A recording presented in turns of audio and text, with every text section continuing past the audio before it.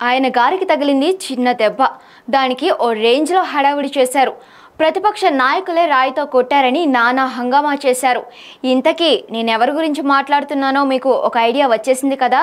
Yes, నేను మాట్లాడేది AP CM Jaganmohan Reddy గురించే. అయితే మొన్న మధ్య జగన్ని ఎవరో రాయి పెట్టి కొడితే గాయమైంది. ఆ గాయం గురించి చూస్తే ఆ రోజు 2 కుట్లు కూడా పడ్డాయి. కాబట్టి ఇప్పుడు కాస్తంతా పచ్చిగానే ఉంటుంది. అసలు మ్యాజిక్ ఏంటంటే అక్కడ గాయమే లేదట. నిజమండి బాబు, ఇవాళ వైసీపీ మేనిఫెస్టో రిలీజ్ కదా. ఆ ప్రెస్ మీట్ చూస్తున్న చాలా మందికి డౌట్ వస్తుంది, ఆ గాయం ఏమైందా అని. మొన్న మధ్య ఎన్నికల ప్రచారంలో ఉన్న సీఎం జగన్ ను సతీష్ అనే యువకుడు రాయితో దాడి చేశాడు. అయితే ఈ దాడిలో ఆ రాయి జగన్ ఎడమ కంటికి తగిలింది. ఆ రాయి అంతటితో ఆగకుండా పక్కన ఉన్న వెల్లంపల్లి కంటికి కూడా తగలడంతో గాయమైంది.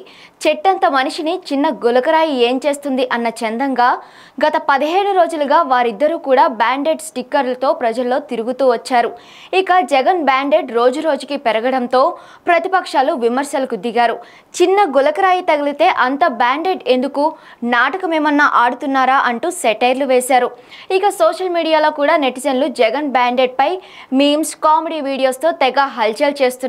సాధారణ ప్రజలు కూడా ఇంత చిన్న దెబ్బకు అంత పెద్ద స్టిక్కర్ అవసరమా, అసలు ఇన్ని రోజులు బ్యాండెడ్ ఎందుకు, అప్పుడేమో కోడికత్తి డ్రామా, ఇప్పుడేమో గులకరాయి డ్రామానా అంటూ విమర్శించడం స్టార్ట్ చేశారు. ఇది గమనించిన వైసీపీ సోషల్ మీడియా ఇంకా స్టిక్కర్ వేసుకుని తిరిగితే మొదటికే మోసం వస్తుందని సూచించడంతో ఇవాళ సీఎం జగన్ బ్యాండెడ్ లేకుండానే మీడియా ముందుకు వచ్చారు.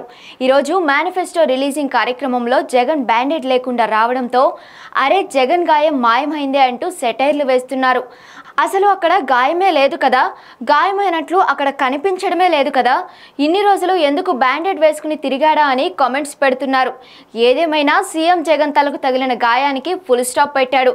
నెక్స్ట్ ఏ రకంగా ప్రజల ముందుకు వస్తాడో వెయిట్ చేయాల్సిందే. For more updates stay tuned to 9 Vibes.